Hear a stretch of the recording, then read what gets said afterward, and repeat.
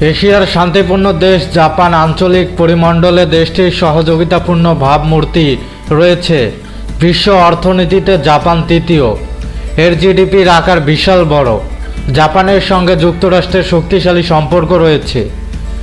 দেশটি যুক্তরাষ্ট্র নেতৃত্বাধীন সামরিক জোট ন্যাটোতে নেই, তবে যুক্তরাষ্ট্রের সঙ্গে এর প্রতিরক্ষা ব্যবস্থাপনা চুক্তি রয়েছে। সম্প্রতি ন্যাটো সামরিক জোটের সঙ্গে জাপানের সম্পৃক্ততা লক্ষণীয়। ধারণা করা হচ্ছে পূর্ব এশিয়ার দেশ জাপান ন্যাটোতে যোগদানের পরিকল্পনা করছে। পরিকল্পনা বাস্তবায়নে দেশটি পদক্ষেপ গ্রহণ করতেও ভুল করছে না। আগামী 29 ও 30 জুন স্পেনের মাদ্রিদে ন্যাটোর শীর্ষ বৈঠকে যোগ দেওয়ার কথা রয়েছে জাপানের প্রধানমন্ত্রী ফুমিও কিশিদার।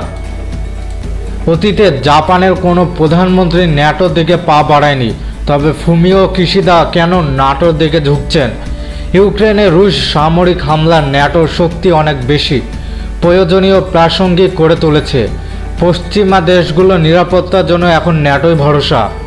বিশেষত ছোট দেশগুলো মনে করছে ন্যাটো ছাড়া তাদের অস্তিত্ব বিপন্ন হবে। তবে জাপান পশ্চিমের কোনো দেশ নয়, এশিয়ায় এর নিজস্ব শক্তিশালী অবস্থান রয়েছে। জাপানের ন্যাটোমুখী হওয়ার প্রধান কারণ হচ্ছে চীন। অর্থনীতি ও সামরিক দিক থেকে চীনের উত্থান জাপানকে অস্তিত্বে ফেলছে।